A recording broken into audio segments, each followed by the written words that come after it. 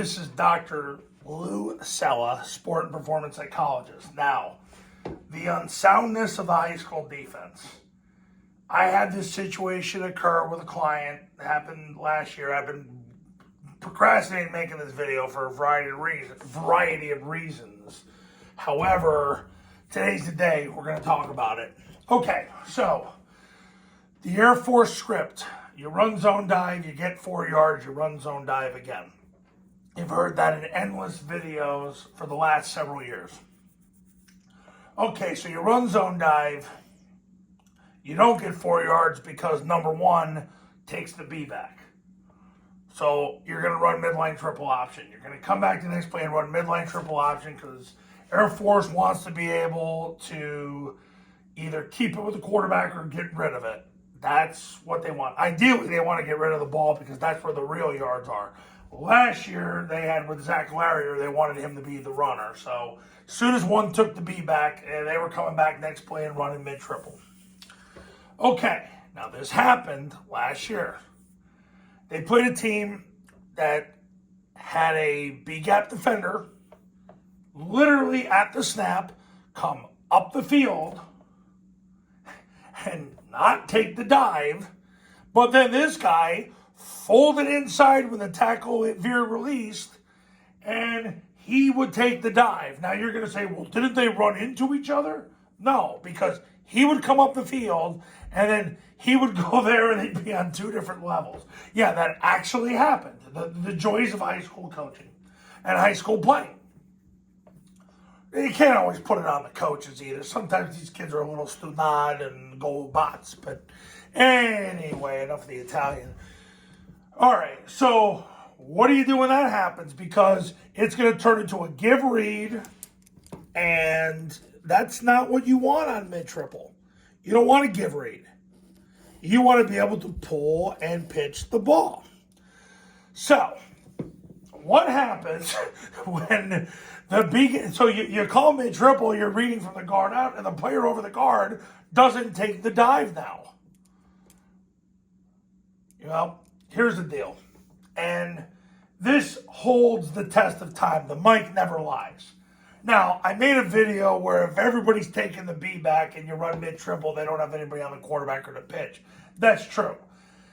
If this happens to you, this is the time to run the trap, because the one thing that's infallible about the offense is, and I've said this to several clients, really, if the mic stays on the B-back, that's when you want to run the trap, because you're going to ear hole them and run out that block. Because when you run the midline trap where the quarterback takes the snap, jumps play side, but points the ball over to center, the mic's going to attack that way. He's going to get ear-holed by the guard or the tackle or both. And then the B-back's going to sprint through the ball, sprint through the play side, hit with the guard, sprint through the end zone. So if this guy's coming up the field and he stays in, he over-pursues, he gets ear-holed, the ball cuts there, and it looks just like midline with the blocking.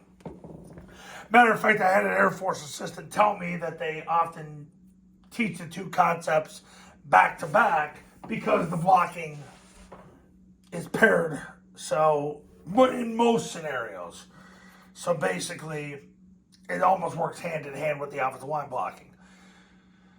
So if you get the situation where, okay, you run zone dive, you get 4 yards, you run zone dive again. If you don't get 4 yards on zone dive because number one takes the B back, you're going to run mid-triple. But what happens then in the next play where, yeah, this is the guy you're reading, and he takes the dive, but this guy comes up the field, and your quarterback's like, well, coach, it's a give read. He came up the field. He didn't take the B back.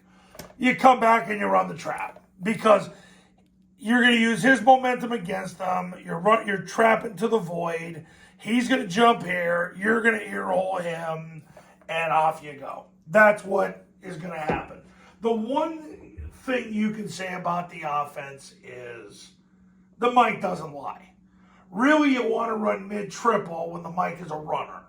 Because when the mic's a runner, they're scrape exchanging. That's when you want to run mid-triple. When they have it all choreographed. Now, like I said, I made a video a couple weeks ago about what happens when they just all jump to the B-back? Nobody's on the quarterback. So you kind of contradict yourself with it, but the bottom line is that's so unsound. People really in this offense don't play the quarterback real well. At least at the way people defend it. They don't defend the quarterback real well in this offense. So if this ever happens to you, run the trap. Just run the trap. If one takes the Q and two takes the B, run the trap. And the reason for it is because you're going to trap to the void and because the Mike is going to sit in and play the B back. Now, if the Mike blitzes, you want to run the toss. But if he attacks the B back, his feet are sedentary at the snap, and then he moves forward toward the B back, that's when you want to run the trap. If he blitzes, you want to toss it. So that's why you keep this offense to 4 concepts, and you'll never go wrong. Had this great discussion with a client yesterday about keeping it to 4 concepts. I've made endless videos how to basically structure your offense with making sure that you run plays at least 4 times a game for those plays to be statistically effective, and usually you'll end up about 4 base concepts. So the answer to 1 on the Q, 2 on the B is trap. Coaches, if you want to win big in 2024, pick up the phone and give me a call. My number is on the thumbnail of this video. So is my website. The Triple Option Football Academy and Triple Option Football Academy camps are going to show you how. Go to tripleoptionfootball.com/testimonials where you can read all the success stories that have come from the camps and the academy. And I'll see you in the next video. We'll talk soon.